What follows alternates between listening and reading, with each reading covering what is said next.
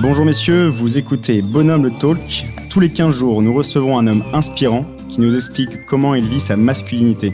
Ensemble, nous discutons de son expérience, des défis qu'il peut rencontrer en tant qu'homme dans sa vie quotidienne et de ses aspirations. Rejoignez-nous pour une discussion d'homme à homme, sans détour ni tabou.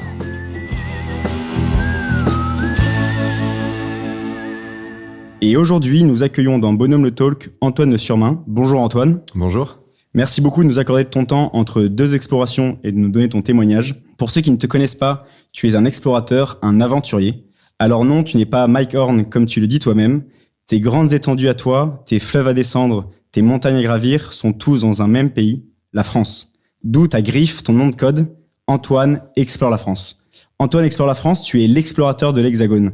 Ton truc à toi, c'est de faire découvrir la beauté, la grandeur du patrimoine naturel français et que l'aventure est vraiment au coin de la rue. Il n'y a qu'à ouvrir nos portes, sortir de nos voitures et prendre le premier chemin de traverse que la campagne française nous propose. Ta tenue de tous les jours, ce sont tes chaussures de marche, mais aussi une caméra, car tu es suivi par plus de 70 000 personnes sur les réseaux et tu as une émission sur Canal+ pour parler de la nature aux enfants. Tu partages ainsi tes explorations dans les cadres incroyables que nous propose la France, du Jura à la Camargue en passant par l'Ardèche ou en descendant la Loire. Tu donnes tes conseils et tu proposes une vraie pédagogie de l'aventure. Avant de parler de ce que tu fais, de tes aventures, Antoine, une question que l'on pose à chaque invité, histoire de rentrer tout de suite dans le cœur du sujet. Antoine, pour toi, c'est quoi être un homme ? Ah bah ça, c'est une vaste question qui mériterait d'être débattue sur un bon laps de temps, mais on va essayer de répondre de la manière la plus concise possible. Si on prend par exemple une définition qui pourrait se trouver dans le dictionnaire, un homme, c'est un individu, un humain de sexe masculin. Voilà, c'est, je pense la définition qui correspond le mieux, et puis qui correspond aussi à une certaine réalité biologique et qu'il est bon de rappeler de temps en temps.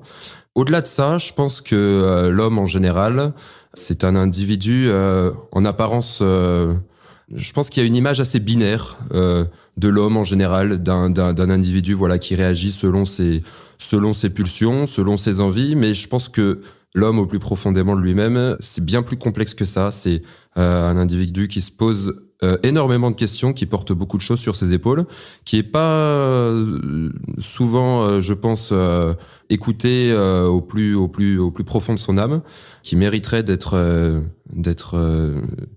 interrogé, je pense, plus souvent sur sa nature d'homme. Donc, c'est très bien que ce podcast existe, justement.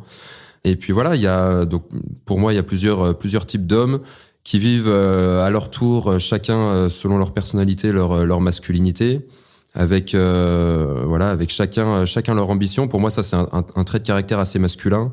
L'homme en général a besoin d'avoir un certain devoir d'accomplissement, une certaine ambition, de faire des choses, d'entreprendre des choses qui lui prennent aux tripes. Et puis pour compléter cette définition, je dirais pour appuyer sur le fait que c'est un individu assez complexe, l'homme est capable de faire les plus belles choses comme les choses les plus atroces. L'histoire nous l'a prouvé à maintes reprises. Merci beaucoup. Antoine, pour commencer à te découvrir, Antoine explore la France, tu te décris comme le fils caché de Stéphane Bern et de Bear Grylls.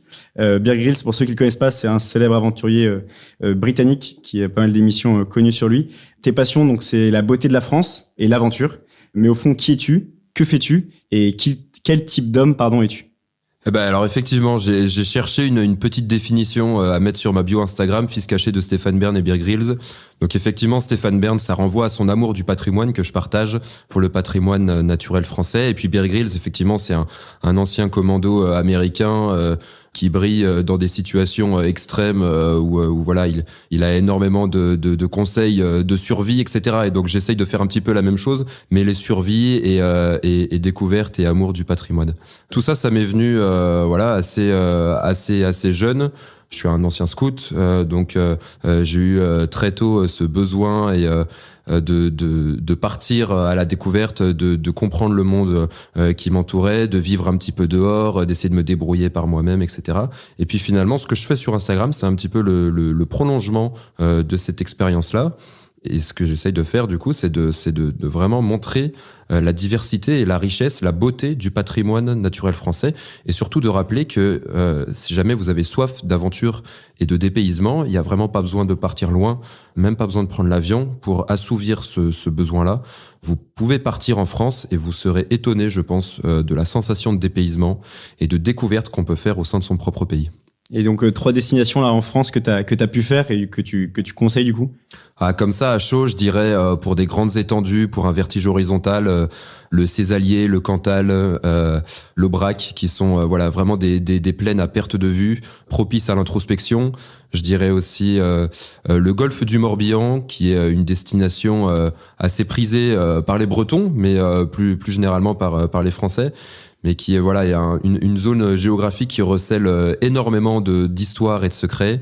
Et puis en dernier, pourquoi pas le massif des Alpes. Je vous laisserai choisir votre massif en particulier, mais voilà, c'est une chaîne de montagnes que j'affectionne énormément. Excellent. Donc tu es un aventurier, tu pars un peu en exploration, sac au dos. Et dans toutes ces explorations que tu as faites, les différentes que tu as pu faire ces dernières années, est-ce que tu te sens t'accomplir en tant qu'homme? Est-ce que c'est parce que tu as besoin de quoi? Tu as besoin de ta dose de stress, de challenge, de risque, de te sentir un peu seul face à la nature? Qu'est-ce que tu recherches un peu dans cela? Et est-ce que tu te sens vraiment homme quand tu accomplis ces explorations? Cette question, est-ce que je me sens homme quand j'accomplis ces explorations? Je me la pose pas vraiment sur place, mais en tout cas, ce qui est sûr, c'est que toutes ces explorations, elles répondent à un besoin viscéral de déconnexion avec mon quotidien. Elles répondent aussi à un besoin de solitude, une quête de solitude, du silence, qui pour moi sont devenus presque des produits de luxe dans notre société actuelle. Voilà, et c'est exactement pour ça que je pars. Donc j'essaie de partir assez régulièrement. Je pars tout seul, effectivement, avec mon sac, avec ma tente, parfois sans ma tente. Ma tente pour dormir, hein, bien sûr, on se comprend. Et effectivement, c'est voilà, c'est vraiment des expéditions. Je sens que j'en ai besoin et je sens que je trouve un certain accomplissement justement dans le mouvement, dans la marche et dans le fait effectivement de se retrouver un petit peu dans l'adversité. C'est quelque chose que j'ai appris à aimer justement, se retrouver dans l'adversité. Il y a eu un moment donné où je me suis dit, où j'étais en pleine expédition, j'en avais marre, j'étais trempé, il faisait froid, il faisait nuit, j'étais tout seul. Et je me suis dit, pourquoi je suis là? Et ça m'arrive vraiment plein de fois de me poser cette question-là. Je me demande pourquoi je suis là et en fait un jour je me suis dit mais en fait t'es là parce que t'es venu chercher ça. T'es venu chercher justement cet inconfort, cette adversité parce que tu sais que ça te fait du bien et donc puisque t'es venu chercher ça, fais en sorte justement d'aimer cette adversité. Et à partir du moment où j'ai eu ce déclic d'aimer cette adversité, d'aimer cette difficulté physique, géographique dans laquelle je me retrouvais, je me suis dit en fait que j'ai éprouvé une sorte de sentiment d'invincibilité, comme si en fait plus rien ne pouvait m'atteindre, et j'essaye de me remémorer ça. Donc est-ce que j'ai l'impression de m'accomplir en tant qu'homme à ce moment-là? Peut-être que c'est une des réponses, ouais. Et du coup, tu parles de moments un peu compliqués où tu dis qu'est-ce que je fous là, pourquoi je suis parti, je serais bien dans mon canapé ou autre, mais tu repars à chaque fois. C'est quoi? On oublie en fait quand on est revenu dans le confort, on oublie la difficulté ou non? Tu sais qu'elle va revenir, mais qu'importe, il y a le bonheur est bien plus grand.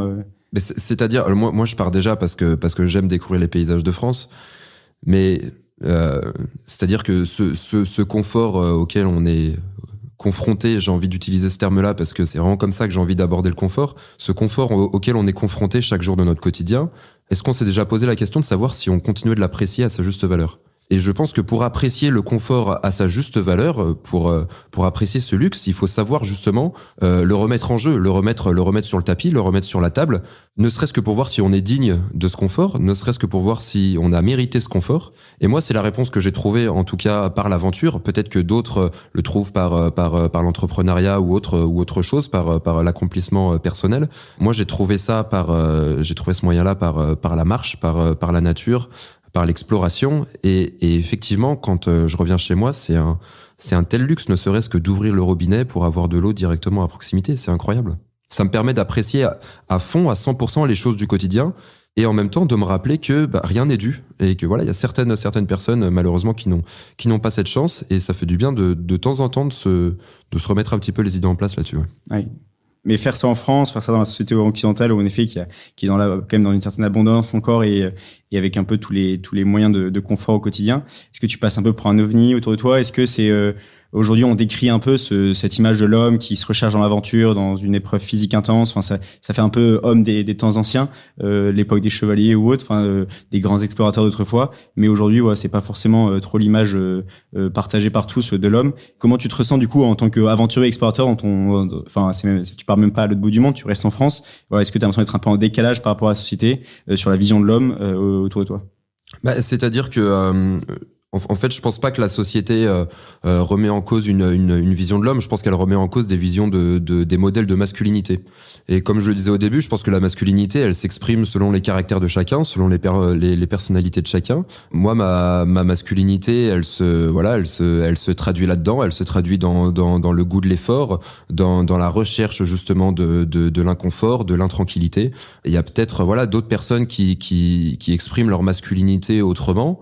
Je pense pas qu'il y ait de bonne ou de mauvaise masculinité. Voilà, il fallait le sortir à un moment donné. Non, moi je me sens pas du tout en décalage avec la vision de l'homme aujourd'hui. Certes, la société aujourd'hui nous propose des modèles parfois un peu exotiques, je pense, de la masculinité, de l'homme, de la masculinité. Si on a certains qui se retrouvent là-dedans, tant mieux pour eux. Chacun est libre d'avoir sa vision de la masculinité. Il faut surtout pas en fait que certains cherchent à imposer à d'autres justement cette masculinité et que chacun puisse la vivre pleinement avec ses codes, avec ses valeurs propres à chacun. Ok, trop bien. Merci beaucoup. Antoine Explore la France, c'est du coup des aventures où tu pars seul, etc. T'affronter toi-même, découvrir des nouveaux paysages, découvrir la beauté du patrimoine naturel français. Mais c'est aussi Antoine Explore la France sur Instagram, sur les réseaux sociaux, sur ta chaîne YouTube, sur une émission, même sur Canal, tu vas pouvoir en parler. La première chose que j'ai envie de te demander, c'est est-ce que c'est pas un paradoxe de dire, ok, tu vis des aventures. Enfin, je pense pour l'image collective, l'aventure, ça se vit en effet seul sur le terrain. On théorise pas l'aventure, quoi. Non. L'aventure, elle te prend et elle t'emmène. Est-ce que c'est pas un peu un paradoxe d'être à la fois l'aventure sur le terrain, tu y vas vraiment, tu le vis vraiment, et en même temps d'être ce gars qui le montre aussi sur les réseaux sociaux et du coup qui propose cette aventure à travers l'image, à travers un portable, un iPhone, etc.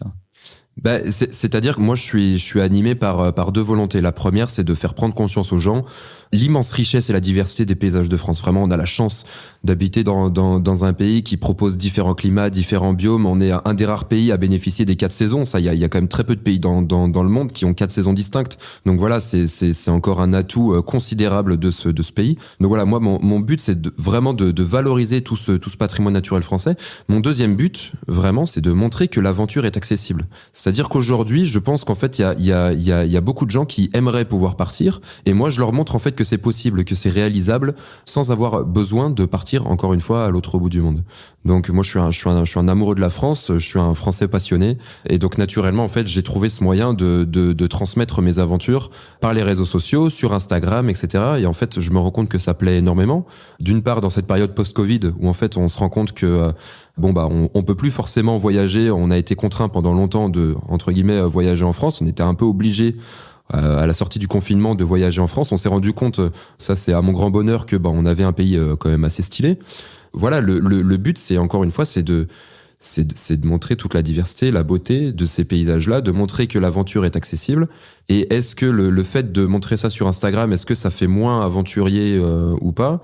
Moi, l'aventure, je la vis au quotidien. C'est-à-dire que une dernière aventure en date, je suis parti marcher 250 bornes sans emporter de nourriture, sans emporter la moindre barre de céréales, le moindre stick de café. Et mon but, le but du jeu de ces 250 bornes à faire à pied tout seul, c'était de se nourrir exclusivement de plantes sauvages. Donc voilà, là, j'ai pas triché, j'étais conforme avec moi-même.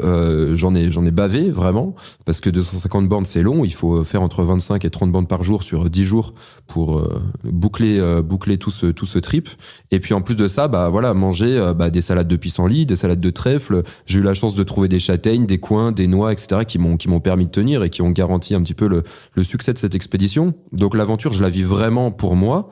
Mais il y a ce besoin de partage, en fait. Il y a ce besoin de transmission qui est hyper important, en fait. Et ça, je pense que c'est un autre accomplissement de la masculinité. En tout cas, moi, je suis vraiment animé par ça, par ce besoin de transmission, d'héritage. J'ai senti qu'on m'avait justement transmis cet amour du patrimoine naturel français, de la nature en France. J'ai reçu une éducation, assez engagée là-dessus, par le scoutisme, etc. Et donc, tous ces outils que j'ai aujourd'hui, à mon tour, j'ai envie de les transmettre. Et les réseaux sociaux, le téléphone, c'est vraiment mon outil pour transmettre ça aujourd'hui. Excellent, ouais. En fait, on en parlait un peu avant l'enregistrement là, du podcast, c'est tous ces jeunes un peu qui, t'essayes de toucher en tout cas ces jeunes qui peut-être grandissent au quotidien dans du béton, dans une ville et qui en fait ne connaissent pas la nature, connaissent pas la campagne et qui du coup ils perdent un peu quelque chose pour toi. Ouais, exactement. J'ai une petite anecdote. J'ai ma petite sœur qui est prof de français. Elle enseigne dans une banlieue de Lyon et elle a pour thème cette année l'aventure. Et elle a montré à ses élèves une vidéo de moi, sans spécifier que j'étais son frère. Et voilà. Et donc du coup, elle a montré ça en demandant à ses élèves s'ils pensaient que voilà les photos, les vidéos étaient en France. Et tous ont répondu que non. Et ils étaient très étonnés en fait de réaliser qu'on avait des paysages aussi diversifiés et qui pouvaient paraître parfois même très très exotiques, vraiment. Et t'en parlais juste un peu avant, on sent que l'expérience du scoutisme a été marquante, a été au moins en tout cas un passage important. Est-ce que c'est ça ou est-ce que c'est par une bonne partie du scoutisme que tu as eu ce goût de la nature, de l'aventure? En quoi cette expérience a été un peu fondatrice pour toi? Qu'est-ce qui t'y a découvert? Qu'est-ce que tu as appris là-bas? Et en quoi ça te marque encore aujourd'hui? Moi, je pense qu'il y a eu, si je dois faire le bilan, il y a eu 2 expériences vraiment qui font ce que je fais aujourd'hui, qui ont fait ce que je fais aujourd'hui. Donc, il y a le scoutisme, évidemment. Dans le scoutisme, j'y suis resté à peu près 15 ans. J'ai appris à vivre dehors, j'ai appris à me surpasser, j'ai appris l'entraide, j'ai appris la fraternité, j'ai appris l'esprit de camaraderie. Ça, c'est hyper important et j'espère que mes enfants iront au scout plus tard. Et c'est vraiment une école de vie que je pourrais que ne conseiller à chacun d'entre vous qui nous écoutez aujourd'hui. Vraiment, c'est une école de vie qui a été hyper formatrice pour moi et dont je tire encore chaque jour des bénéfices incommensurables, vraiment. Donc ça, voilà, le scoutisme fait que aujourd'hui, j'ai aucun mal à me projeter dans la nature, à aller vivre un petit peu dans l'adversité, à faire mon sac, à me barrer, à me casser, à prendre le premier train. Bam, on va dormir dans la forêt, on est bien et on se sent bien. Voilà, ça, c'est vraiment le scoutisme qui m'a appris ces bases-là. La deuxième chose qui m'a fait réaliser à quel point la France était magnifique, c'est quand j'ai commencé à travailler en stage. Je travaillais à l'époque pour une émission dirigée par Franck Ferrand qui s'appelait L'ombre d'un doute. C'était une émission d'histoire diffusée sur France 3. Elle n'existe plus maintenant, c'est bien dommage, mais c'était une très belle émission. Et j'étais assistant de production sur cette émission. Mon but, c'était d'organiser des tournages et je partais régulièrement aux 4 coins de la France avec une voiture, avec des équipes de tournage pour voilà tourner dans des châteaux, etc. Et je me rappelle traverser la France en voiture. C'était il y a pas si longtemps que ça, hein. Je devais avoir 22, 23 ans. J'en ai 30 aujourd'hui. Mais je me rappelle sillonner les paysages de France à cette époque où j'avais pas encore l'idée, en fait, de faire ce que je fais aujourd'hui et de me rendre compte à quel point, en fait, je ne connaissais pas la France, à quel point les paysages étaient fantastiques, à quel point j'arrivais à m'émerveiller, en fait, devant tel ou tel paysage, devant tel village, devant tel clocher, etc. Et je me disais, mais c'est pas possible que je sois le seul à autant méconnaître la France, en fait. Il y a forcément d'autres personnes qui ne connaissent pas la France comme moi. Et je me suis dit, à ce moment-là, il faut trouver quelque chose pour que les prochaines générations, en fait, aient conscience de ce trésor qu'on a en France et à quel point c'est important de le préserver. Là, tu nous parles de cet amour, en effet, de la France, des paysages naturels français que tu vas découvrir à travers tes aventures, tes raids en solitaire ou autres. On taquine un peu souvent les mecs en disant, bah, en fait, voilà, les gars attendent toujours la grande aventure dans leur vie, mais le reste du temps, c'est un peu des locs. Enfin, quand on est un peu malade, c'est la fin du monde. Enfin, il y a pas beaucoup de résilience au quotidien. C'est un peu Ouais. pour les grands moments, on est debout, on est prêt à partir, se faire trouver la peau à l'autre bout du monde, quelques secondes dans notre vie, mais le reste du temps, c'est un peu plus dur. Comment toi, t'arrives en tant que mec en dehors de ces périodes justement d'aventure, de raid, de prendre la vie quand même comme une aventure au quotidien? On parle du scoutisme, c'est un peu ce que dit Guy de la Rigaudy, qui pourtant lui a fait quand même aussi ses aventures avec le Paris-Saigon, etc. Mais qui dit la plus grande aventure au fond, c'est celle de notre propre vie, et celle-là est à notre mesure. Enfin, c'est de se dire voilà, c'est dans le quotidien. Comment t'arrives à te dire que la vie est une aventure au quotidien, à tenir et à la vivre avant pleinement en tant qu'homme, et pas à subir les jours en attendant ton prochain raid? Ah, ça, c'est une vaste question. Et honnêtement, je me retrouve un peu dans cette phase un peu binaire que j'expliquais au début. Effectivement, tu le disais, parfois on est prêt à aller se faire trouver la peau à l'autre bout du monde et puis le reste du temps, on est un peu des locs. Moi, ça m'arrive énormément aussi. Il y a plein de fois, en fait, où la volonté me quitte un petit peu, où je me laisse emporter dans ce confort au quotidien. Et c'est justement à ce moment-là où je me retrouve un petit peu trop dans ce confort, où il y a une sorte de sursaut, en fait, d'un coup. Et là, je me mets un coup de pied au cul et je repars. Mais effectivement, pour faire de sa vie une aventure et pour la vivre pleinement, je pense qu'il faut réussir à se connaître soi-même. C'est très dur aujourd'hui de se connaître. Est-ce qu'on sait qui on est réellement ? Est-ce qu'on a déjà fait, en fait, est-ce qu'on est déjà passé par des épreuves pour savoir qui on était réellement? Ça, c'est vraiment quelque chose qui est important, savoir qui on est, se connaître soi-même. C'est impossible de bien connaître les autres et d'avoir des bons rapports avec les autres, je pense, des rapports sains, des rapports cordiaux, si on ne se connaît pas soi-même. Et l'aventure, pour moi, c'est le moyen que j'ai trouvé pour me connaître le mieux. Et c'est, je pense, depuis que je pratique toutes ces expéditions, c'est depuis ce jour-là, au fur et à mesure, où j'arrive à trouver un vrai équilibre, un équilibre mental, émotionnel, très important d'arriver à gérer ses émotions quand on est un homme. On nous a brimé à plusieurs reprises en disant qu'un homme ne devait pas montrer ses émotions, mais c'est quand même très important. Il faut pas tomber dans l'extrême inverse non plus, mais c'est très important de se connaître, d'arriver à connaître ses émotions, d'arriver à les gérer, d'arriver à les maîtriser. Et comment on peut faire ça dans la vie au quotidien? Écoute, quand je pars pas en expédition, je fais du sport régulièrement. Ça, c'est quelque chose d'assez bon déjà pour le corps, pour l'esprit, de pratiquer une activité physique régulière. Moi, je pense vraiment que la vitalité est dans le mouvement, quoi. Moi, j'ai énormément de gens, j'ai un peu de mal, énormément de mal même avec les personnes qui sont trop statiques. Il y a peut-être une lacune là-dedans. J'ai pas envie qu'on me comprenne mal, mais j'ai énormément de respect pour les personnes qui sont posées et pour les personnes qui sont qui sont mesurées dans leurs propos. Mais pour moi, il y a une vraie vitalité dans le mouvement à trouver. Et je pense que voilà, si on cherche à faire de sa vie quotidienne une aventure, il faut commencer par se mettre en mouvement, que ce soit physiquement ou intellectuellement. Peut-être en s'instruisant, en allant se cultiver, en nourrissant son mental, ses émotions, en s'emplissant de merveilles, de beau, de contemplation. Ça, c'est extrêmement important de muscler en même temps son corps et en même temps son cerveau. Pour muscler son cerveau, voilà, il faut lui donner des bonnes choses à manger, quoi. De la même manière qu'un corps malade est alimenté par une mauvaise alimentation, un cerveau en bonne santé sera alimenté par des choses belles, des choses justes, et pas par des choses qui nous tirent vers le bas. Il y a plein de choses hyper intéressantes là que tu viens de toucher un peu du doigt dans tout ce que tu viens de dire, Antoine. On sent, voilà, c'est un peu ce que tu disais au début, l'homme, c'est à la fois beaucoup de pulsions, beaucoup de goût de grande aventure, etc., mais pas forcément très maîtrisé. Et en fait, voilà, tout est dans l'équilibre, dans une juste mesure, d'apprendre à se connaître. Et en fait, voilà, on va comme si, voilà, on pouvait se dire que au fond, l'homme, c'est celui qui sait faire un peu de toute cette énergie qu'il accumule en lui une vraie force et qui va savoir la canaliser, la mettre au service de quelque chose de plus beau, de plus grand, au service des autres.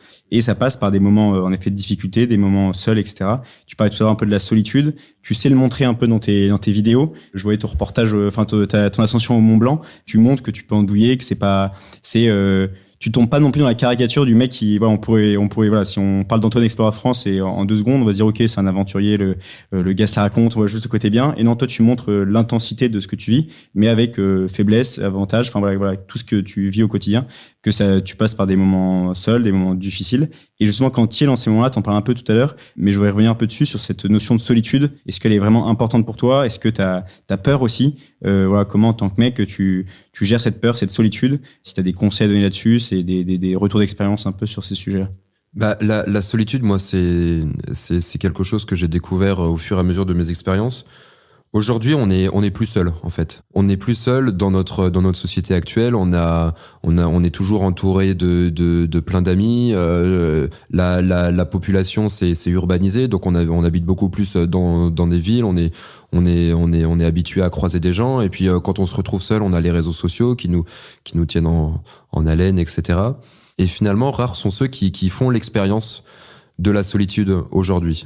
Et j'aimerais préciser juste une chose, c'est que la solitude apporte énormément de bienfaits quand elle est choisie. Malheureusement, aujourd'hui, il y a aussi des personnes qui subissent la solitude, qui la vivent au quotidien.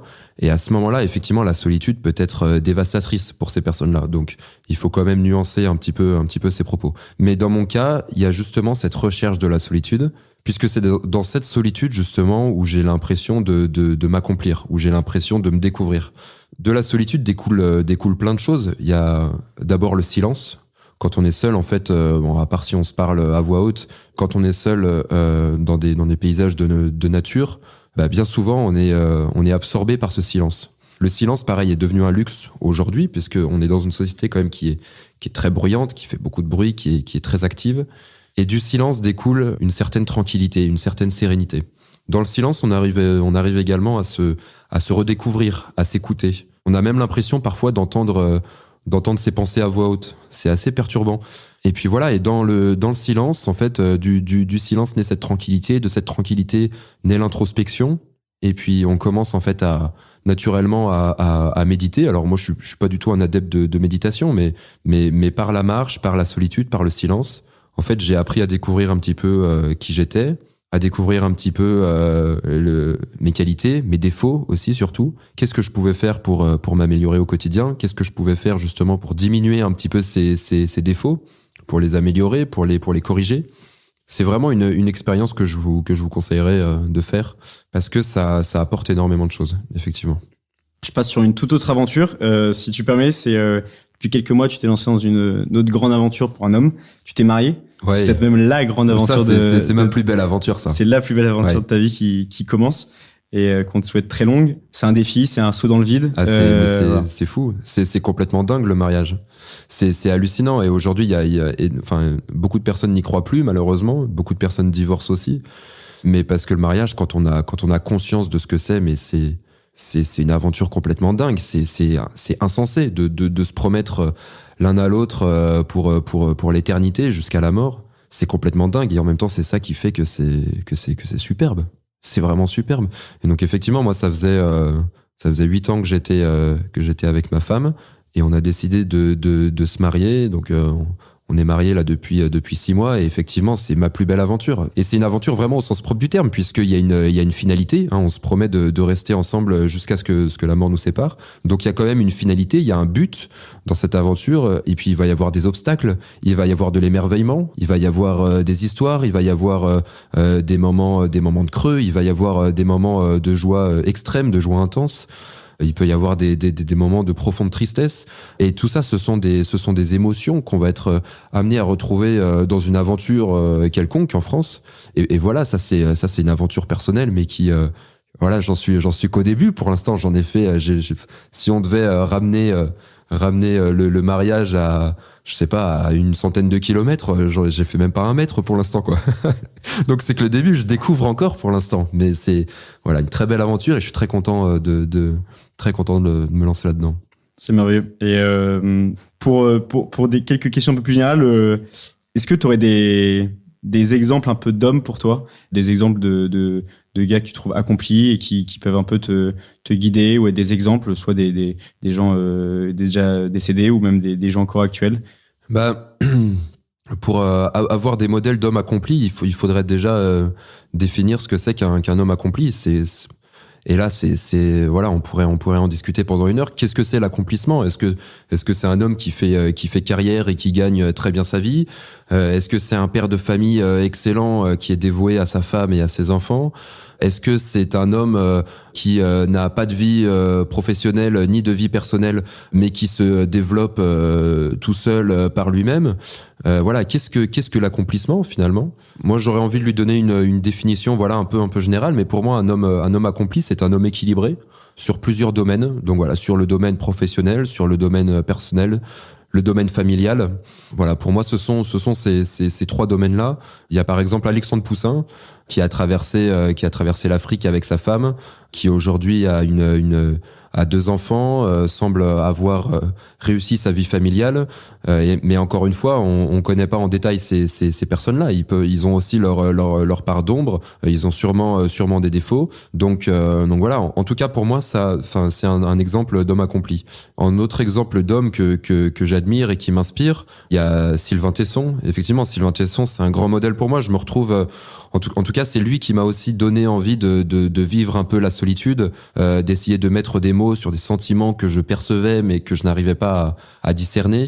C'est presque une thérapie de lire ses livres, en fait. Donc, et je pense qu'il y aurait beaucoup d'hommes qui se retrouveraient en fait dans ces récits. Et puis si je devais en donner un dernier, il y a un photographe qui s'appelle Vincent Munier, qui est d'ailleurs parti avec Sylvain Tesson récemment photographier la Panthère des Neiges. Et donc Vincent Munier, c'est un photographe français qui lui est passionné de vie sauvage. Et ce que j'aime particulièrement chez lui, c'est sa tranquillité, sa patience, et surtout sa capacité d'émerveillement devant chaque chose de la création. Cet homme-là arrive autant à s'émerveiller devant une panthère des neiges, un animal extrêmement rare, trouvable à partir de 5000, 6000, 7000 mètres dans la chaîne himalayenne. Il arrive autant à s'émerveiller devant une panthère des neiges que devant une petite mésange bleue des jardins, comme ça. Et ça, je trouve ça Je trouve ça particulièrement noble, en fait, d'arriver à étendre cette capacité d'émerveillement devant chaque chose de la création. Ouais, excellent. Et trois beaux exemples. Mais ça, je voulais te demander un peu l'explorateur qui pouvait t'inspirer. Bon, ouais, je pense que c'est déjà tout dit avec Sylvain Tesson, mais même Vincent Munier et ouais. Alexandre Poussin. Ouais, Oui, sont tous trois peu, explorateurs, ouais. Trois aventuriers. Ouais, complètement. Excellent. Deux dernières questions. Antoine, Explore la France.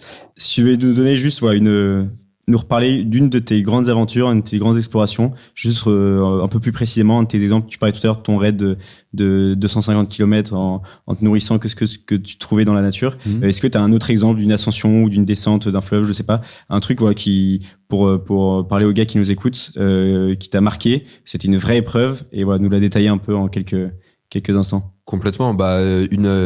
L'aventure qui me vient là direct selon tes critères, c'est la descente de la Loire en canoë.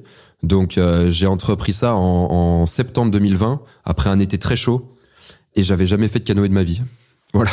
Voilà. Tu sais, on reparlait tout à l'heure de la bipolarité de l'homme, de son côté un peu fonce dedans, etc. Là on a un exemple parfait typiquement. Je me suis dit vas-y, on sortait du confinement, on sortait du Covid. J'avais besoin d'engager un peu sur Instagram, j'avais besoin de partir. On était resté trop longtemps à l'intérieur. J'avais besoin de déconnecter. J'ai dit à ma femme. Écoute, là, je me prends un mois pour descendre la Loire. Je pars de la source de la Loire, en Ardèche, au Mont-Gerbier-de-Jonc, et je me prends 40 jours. Je descends les 1006 kilomètres du fleuve le plus long de France, et je me casse, et voilà. Et donc, voilà, elle me laisse partir. J'ai la chance d'avoir une femme qui me laisse un petit peu partir, qui attend que je revienne évidemment, hein, mais qui me laisse partir en tout cas. Et donc je décide de partir descendre la Loire en n'ayant jamais fait de canoë de ma vie avant. Et franchement, je suis passé en bus en remontant la Loire et il y avait des cascades, des rapides et tout, et je voyais ça et je me suis dit mais jamais je pourrais descendre ça, quoi. Donc c'était hallucinant. Je commence du coup à descendre, donc je me place à la source, vraiment la source historique. Il y a un petit panneau où il y a marqué ici commence ma course vers l'océan. À ce moment-là, la Loire c'est un mince filet d'eau qui ruisselle entre des brins d'herbe, c'est hallucinant. Quand on voit ce que ça devient à Saint-Nazaire, à l'embouchure, c'est titanesque. Il y a des paquebots qui passent à côté et tout. Enfin c'est fou. Et je commence au début à porter mon canoë, à le traîner. Et en fait très vite je me rends compte que à cause de l'été, à cause de la sécheresse, il y a quasiment pas d'eau et je passe quasiment mes 30 premiers kilomètres de Loire, voire 60 premiers kilomètres, à traîner, à tirer, à pousser mon canoë dans tous les sens. Je me blesse aux pieds, je perds la moitié de mon matériel, etc. C'est catastrophique. Et puis je m'arrête au Puy-en-Velay, un petit peu exténué au bout de 50 kilomètres. Et je me dis, la vache, je pensais pas que ça serait si costaud. Je fais une petite pause d'1 ou 2 jours au Puy-en-Velay et puis je décide de repartir. La Loire est un petit peu plus large, mais elle me réserve encore pas mal de surprises. Il y a pas mal de ressauts, pas mal de rapides. Il y a énormément de barrages aussi à ce moment-là qui nécessitent de sortir de son canoë, de porter. Il y a plusieurs sacs. Hein. J'ai à peu près 40 kilos de matériel à peu près à transporter à ce moment-là. Et encore une fois, je suis tout seul, tu vois. Ouais. Donc c'est quand même assez physique, assez intense.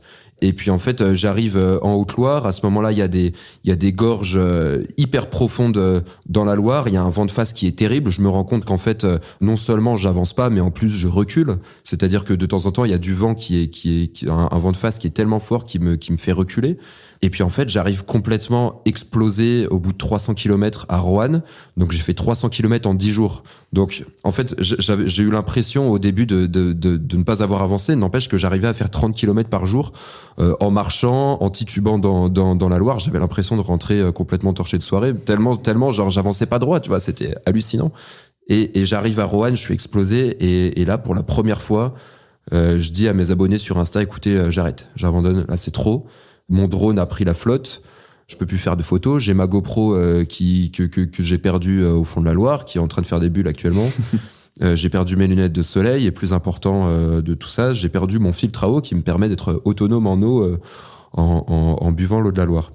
Et là, je fais un petit état des lieux, je me rends compte que j'ai les pieds complètement ouverts, les cuisses complètement irritées à force de sortir toujours du même côté du canoë. J'ai l'intérieur de la jambe gauche qui est complètement irrité parce que il frotte complètement sur le boudin du canoë. Je suis parti avec un canoë de Décathlon gonflable, un truc pas du tout approprié, tu vois. Genre vraiment le profil type du mec qui se lance tête baissée comme ça sans trop réfléchir, juste qui a besoin de déconnecter, voilà, et qui se lance, quoi.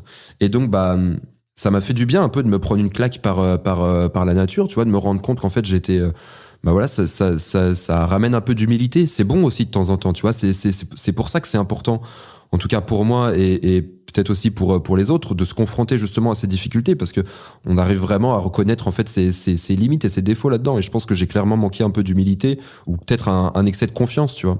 Bref, toujours est-il que j'arrête à Roanne. Je laisse passer ça pendant un an, et puis au bout d'un an, je me relance dans le truc de manière un peu plus raisonnée, un peu plus sage cette fois. Et là, je me dis, je vais tronçonner, je vais faire Roanne-Nevers, 200 km, Nevers-Orléans, 200 km, Orléans-Tours, 200 km, Tours-Angers, 200 km, Angers-Nantes, et puis Angers-Saint-Nazaire, et puis là, il restera 150 km. Et puis, en fait, petit à petit, j'ai réussi à tout descendre. Et c'est à partir de ce moment-là où j'ai commencé à apprécier en fait cette aventure. Et elle me marque énormément parce que c'est une aventure où j'en ai bavé vraiment à fond. Il y a des moments où j'ai pesté, des moments où j'ai lancé ma pagaie au loin de rage tellement j'en pouvais plus. Et en fait, c'est une aventure qui m'a aussi appris la persévérance, la ténacité. Et ça, c'est des choses qui me servent au quotidien. C'est-à-dire qu'aujourd'hui, quand j'ai pas envie de traiter un mail, je me dis mais t'es qui pour pas traiter un mail? Ouvre-le, bon sang. Enfin, t'as fait 900 km sur la Loire, pourquoi t'ouvres pas un mail, tu vois? Donc voilà, je me mets un peu des coups de pied au cul, tu vois, des petits retournements acrobatiques comme ça quand je sens que je deviens un peu trop paresseux. Tu sais, je me rappelle un peu dans quel genre de situation je me suis mise, et du coup je me dis t'as pas le droit en fait là de filer à l'anglaise comme ça, de défiler devant de la paperasse administrative, parce que j'ai un peu la phobie de ça quand même, tu vois, c'est marrant. Mais voilà, tu sais, j'essaye de me raisonner, de me reprendre un peu là-dessus quand je vois que je commence à devenir un peu trop paresseux sur certaines choses. Excellent. Et t'es arrivé quand du coup à la fin Alors pour l'instant, je l'ai pas encore terminé. Je suis arrivé jusqu'à Angers, donc j'ai fait quand même 900 km. Et effectivement, j'aimerais bien réussir à terminer ça cet été. Et puis voilà, mais c'est un trajet qui est magnifique parce qu'on découvre en fait des coins. La Loire, c'est le fleuve le plus sauvage de France. Donc on découvre en fait des paysages sauvages où quasiment personne ne va parce que les berges sont inaccessibles, et le seul moyen de les découvrir, des petites plages magnifiques, mais le seul moyen de les découvrir en fait c'est de descendre au fil de l'eau. Donc il y a encore plein d'endroits inexplorés en France, tu vois, c'est ouf. Et puis on découvre aussi d'autres magnifiques paysages, des pâturages, et puis il y a aussi tous les châteaux de la Loire. Enfin, descendre la Loire, c'est remonter le fil de l'histoire, c'est hallucinant. Très bonne punchline de fin. Ouais, c'est vrai. Je suis pas peu fier de celle-là. Ouais. On la note. Et toute dernière question, Antoine, on te souhaite d'avoir un jour un fils. Quel genre de père voudrais-tu être pour ton fils? Un père qui transmet, qui donne beaucoup d'amour. Déjà, ça c'est très important. Un père qui transmet, qui donne de l'amour, qui est présent et qui transmet des bonnes valeurs. Et parmi les valeurs que j'aimerais transmettre, il y a cette capacité d'émerveillement que j'essaye d'éduquer au quotidien. Il y a cet amour pour la France, cet amour inconditionnel pour notre pays, pour son histoire, pour ses valeurs, pour ses traditions, pour sa culture. Il y a aussi le goût du dépassement, le goût de l'effort que j'aimerais lui transmettre. Et voilà, si j'arrive à lui transmettre tout ça, je pense que ça fera déjà un bon gars. C'est pas mal. Un beau programme. Merci beaucoup Antoine. Voilà, tu nous as emmenés aux quatre coins de la France pendant ces quelques minutes ensemble. Un grand merci d'avoir à la fois t'être confié sur toutes tes aventures, ta vie perso aussi dans ton mariage, tout ce que tu gagnes, ce que tu reçois dans ces raids un peu en solitaire aux quatre coins de l'Hexagone. Je pense que tu nous as tous donné le goût de partir là tout de suite, prendre un sac et partir marcher à droite à gauche ou même descendre la Loire. Ça a l'air pas mal en effet, en se préparant peut-être un peu mieux avant. Ouais, vraiment. Préparez-vous. Mais ça a l'air très chouette. Et en vrai, merci pour ça nous booste un peu. Et en fait, on n'a pas d'excuses. L'aventure elle est à côté et elle est vraiment au coin de la rue pour chacun d'entre nous. C'est tout pour cet épisode, ce podcast Bonhomme le Talk. Nous espérons que les gars, que vous avez apprécié cette conversation avec Antoine Explore la France. Merci beaucoup Antoine. Avec plaisir, merci de m'avoir reçu, c'était top. Merci pour cette participation honnête, sincère au podcast, pour tout ce que tu nous as partagé et vraiment ce regard assez affiné que tu as apporté à chacun d'entre nous sur la masculinité, sur ce qu'est être un homme, ses difficultés mais aussi ses grandes joies et sa quête un peu de transcendance et d'absolu. N'hésitez pas à suivre les aventures d'Antoine Explore la France sur les réseaux et à l'imiter. Prenez un sac, ouvrez la fenêtre et hop, prenez la tangente. N'oubliez pas de vous abonner à notre podcast sur les différentes plateformes d'écoute et pour ne pas manquer un épisode. N'hésitez pas à nous envoyer aussi vos commentaires, vos suggestions pour des sujets futurs, soit via les réseaux sociaux, soit via la page contact de notre site bonhomme.co. Et si l'épisode vous a plu, n'hésitez pas à vous abonner, à mettre une note de 5 étoiles sur votre plateforme d'écoute.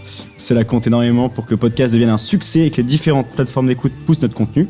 On se retrouve, messieurs, dans 15 jours pour une nouvelle émission de Bonhomme le Talk, où nous continuerons à explorer la masculinité sous tous ses angles. D'ici là, bonne navigation dans vos propres vies, tenez bon la barre et bon vent.